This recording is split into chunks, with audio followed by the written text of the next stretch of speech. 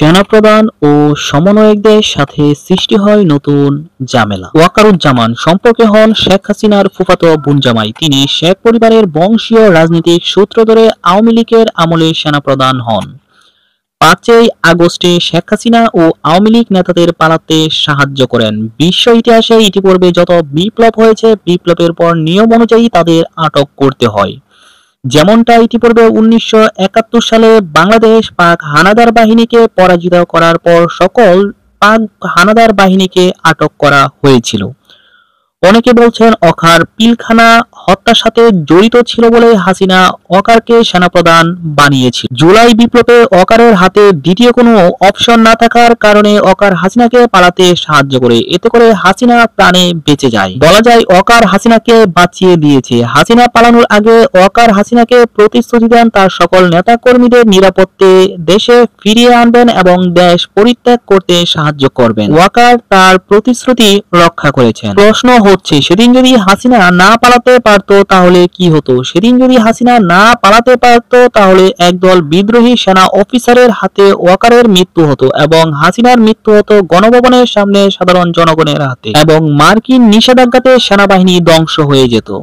ওয়াকার যদি দেশপ্রেমিক হতো তাহলে হাসিনাকে পালাতে সাহায্য করতো না, বরং হাসিনাকে বন্দী করত। আয়নাগরের সকল প্রমাণ নষ্ট না করে বরং আয়নাগর বিপ্লবের পরের দিনই উন্মুক্ত করে দিত।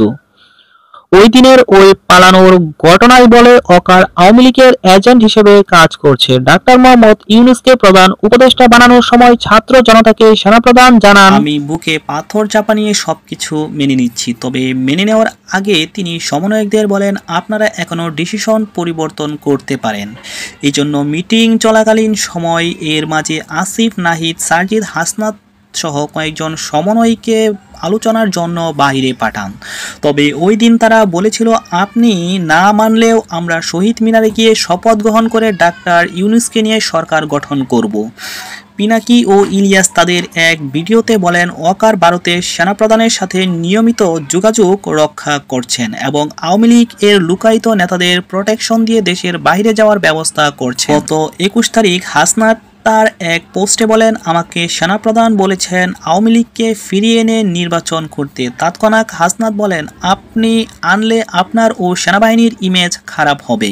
তখন তিনি বলেন, কে কি বলল তাতে আমার কোনো কিছু যায় আসে না। হাসনাত জানান, আমি এটা না মানলে হয়তো আমার বিরুদ্ধে দুর্নীতি, ধর্ষণ আরও কত কি মামলা হতে পারে, কিন্তু আমি মেনে নিলে ৫০০ কোটি টাকা এখন হয়তো আমি মারাও যেতে পারি। মরার আগে মানুষ জানুক আমি কিসের জন্য মারা গিয়েছে, কিন্তু আমি সাধারণ জনগণের উপর আস্থা রেখে সবকিছু ছেড়ে দিয়েছি।